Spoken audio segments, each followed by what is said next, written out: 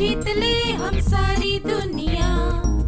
बीच हमें आज बोने दो, रोज उसे थोड़ा बढ़ने दो। छू लेंगे आकाश हम, मन के विचार हकीकत बने। सिद्धि फल से आनंद देंगे, कोशिश कर बढ़े, सोच बुलंद करे।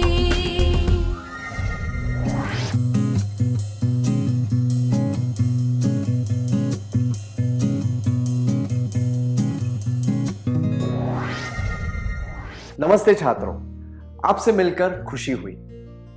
पिछले सत्र में हमने सीखा था कि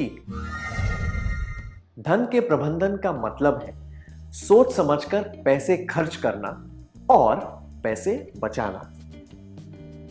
योजना के अनुसार खर्चे करने का अर्थ है कि पैसे क्यों, कब और कैसे खर्च करने हैं, इस बारे में ठीक से सोचकर निर्णय लेना।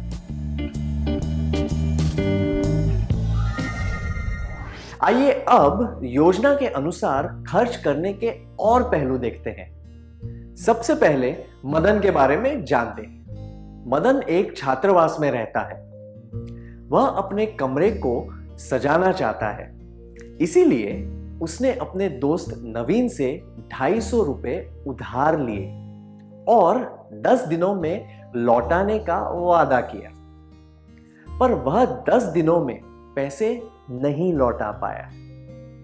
नवीन मदन से पैसे मांगने गया। अगर आप मदन की जगह होते तो क्या करते?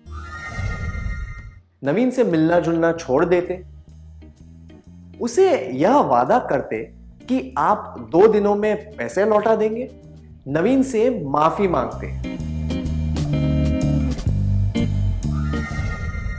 क्या आप में से 2 छात्र इसका अभिनय करके दिखा सकते हैं? मदन का पात्र निभाने वाले व्यक्ति को एक विकल्प चुनना है और उसके अनुसार अभिनय करना है।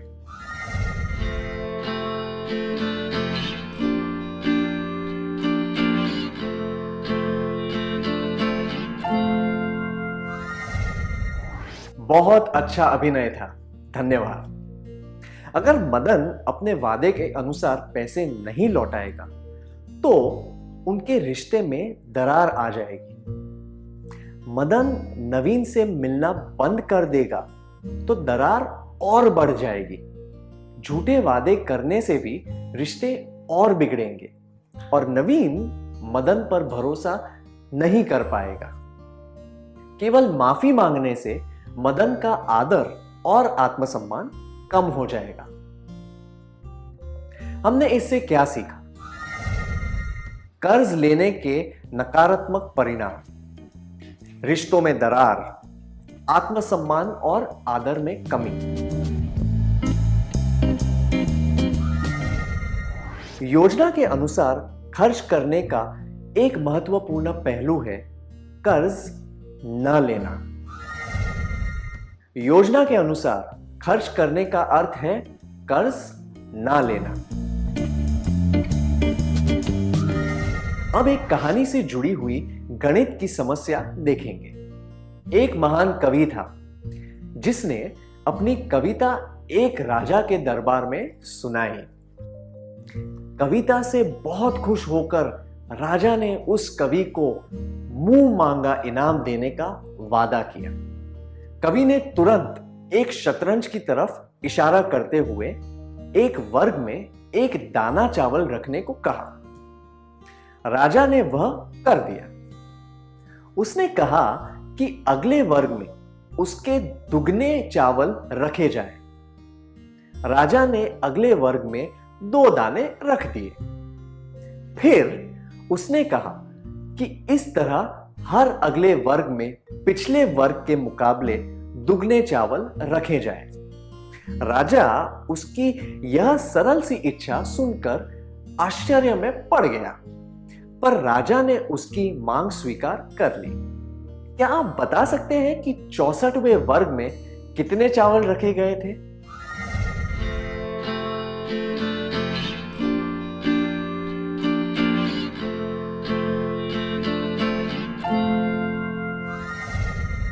क्या आपने हिसाब लगा लिया? आप नहीं लगा पाए, है ना? क्या हम कंप्यूटर की मदद से इसका हिसाब लगाएं?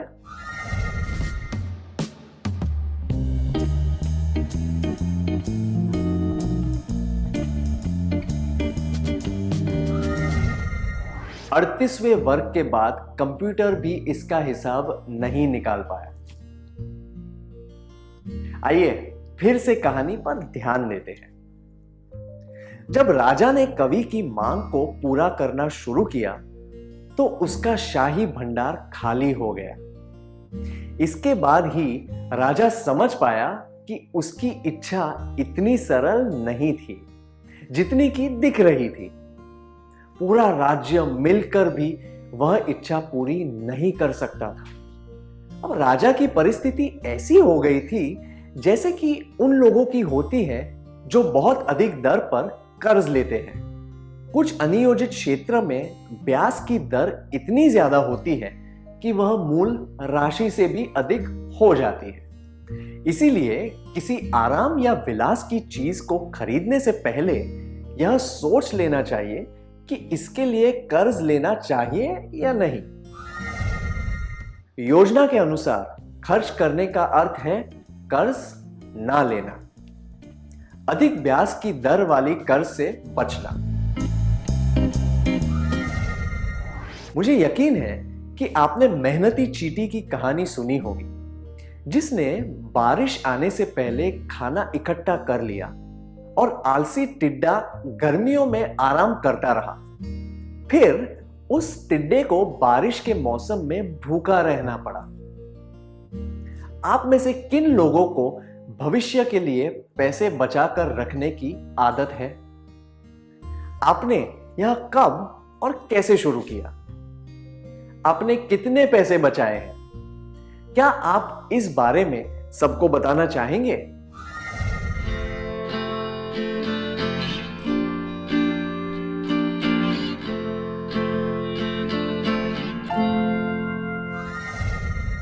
अपने अनुभव बताने के लिए धन्यवाद।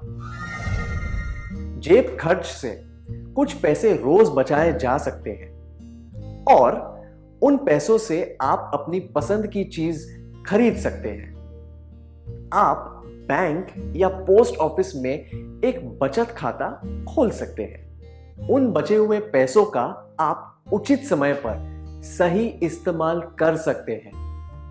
आवर्ती बचत खाता भी एक विकल्प है। हर महीने आप एक निश्चित राशि जमा कर सकते हैं और एक निश्चित समय के बाद आपको वह राशि ब्याज के साथ वापस मिलती है। इस तरीके से आप भविष्य में आने वाले किसी खर्चे के लिए उन पैसों को काम में ले सकते हैं। उदाहरण के लिए आवर्ती खाते के पैसे से आप उच्च शिक्षा या घर की मरम्मत, रंगाई इत्यादि इसके लिए पैसे बचा सकते हैं। हमेशा ऐसे बैंक में पैसे डालने चाहिए जो जाना पहचाना और विश्वसनीय हो। योजना के अनुसार खर्च करने का अर्थ है कर्ज ना लेना, अधिक ब्याज की दर वाली कर्ज से बचना, बचत की आदत डालना। आइए अब विनीता के बारे में जानते हैं। विनीता की चचेरी बहन की शादी होने वाली है। विनीता उसे एक घड़ी देना चाहती है। वह एक घड़ी की दुकान पर गई जहां से उसने पहले भी 2 दीवार घड़ियां खरीदी थी। घड़ी खरीदने के बाद उसकी नजर एक मेज घड़ी पर गई जिसकी डिजाइन बहुत सुंदर थी और उसकी धुन भी बहुत प्यारी थी। दुकानदार ने विनीता को उस घड़ी की खूबियां बताई। विनीता को बहुत मन हो रहा था कि वह घड़ी खरीद ले। अब मैं चाहता हूं कि आप में से 2 छात्र इस दृश्य का अभिनय करके दिखाएं। अंत में आपको दर्शाना है कि विनीता ने उस घड़ी को खरीदने का लोभ छोड़ दिया और दुकानदार को धन्यवाद देते हुए घर चली गई।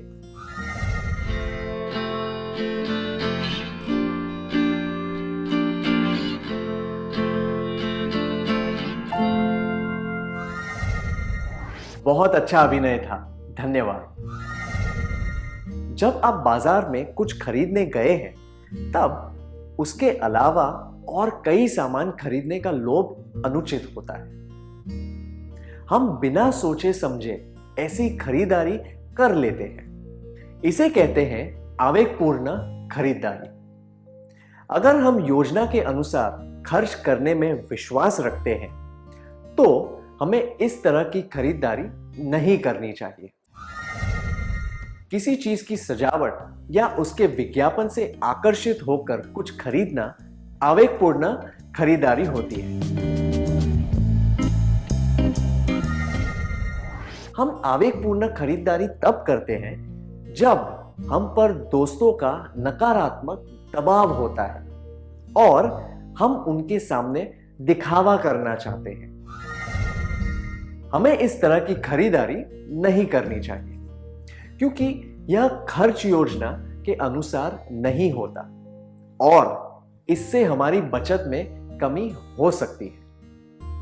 हम महत्वपूर्ण कामों के लिए बचत करते हैं, इसीलिए बचत के पैसों को बर्बाद नहीं करना चाहिए। किसी चीज के विज्ञापन से प्रभावित होकर खरीदारी करने से पहले यह सोचना चाहिए कि हमें उस चीज की कितनी जरूरत है और वह वस्तु पैसे खर्च करने लायक है या नहीं।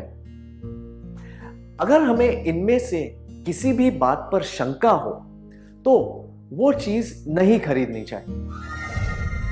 योजना के अनुसार खर्च करने का एक और पहलू है आवेगपूर्ण खर्चा न करना।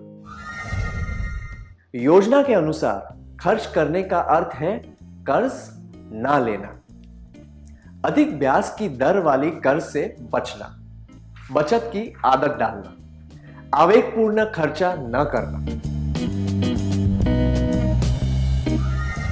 अब एक कार्यकलाप करेंगे। क्या आपने कभी कोई आवेगपूर्ण खर्चा किया है? उदाहरण के लिए, एक दुकान पर कपड़े खरीदने के बाद आपने एक कुर्ता देखा जो आपको बहुत पसंद आया और आपने वह खरीद लिया। यह कोई कपड़ा या खिलौना या कुछ और हो सकता है। क्या आप इसके बारे में सबको बताना चाहते हैं?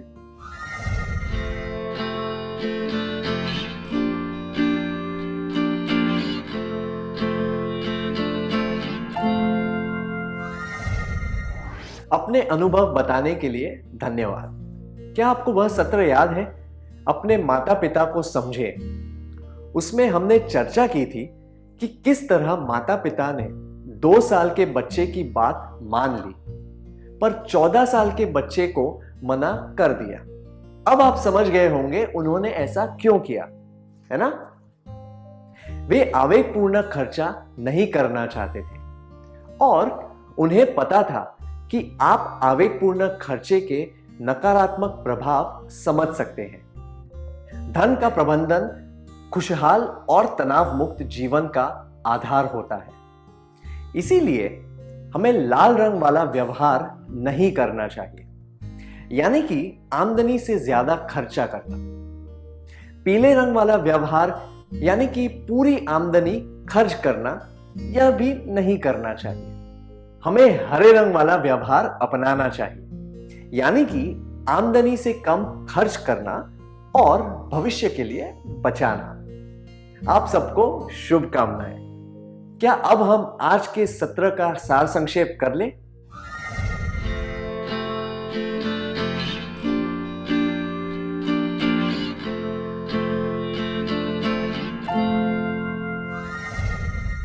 अपनी आमदनी से ज्यादा खर्चा करने से आर्थिक स्थिति खराब होती है।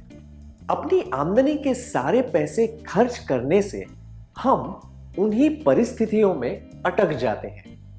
अपनी आमदनी को सोच समझकर खर्च करने से हमारी उन्नति होती है।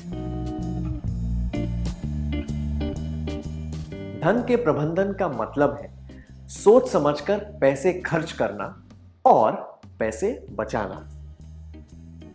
योजना के अनुसार खर्चे करने का अर्थ है कि पैसे क्यों, कब और कैसे खर्च करने हैं, इस बारे में ठीक से सोचकर निर्णय लेना। कर्ज लेने के नकारात्मक परिणाम: रिश्तों में दरार, आत्मसम्मान और आदर में कमी। योजना के अनुसार खर्च करने का अर्थ है कर्ज ना लेना, अधिक ब्याज की दर वाली कर्ज से बचना, बचत की आदत डालना, आवेगपूर्ण खर्चा न करना। इतनी अच्छी तरह सार संक्षेप करने के लिए धन्यवाद।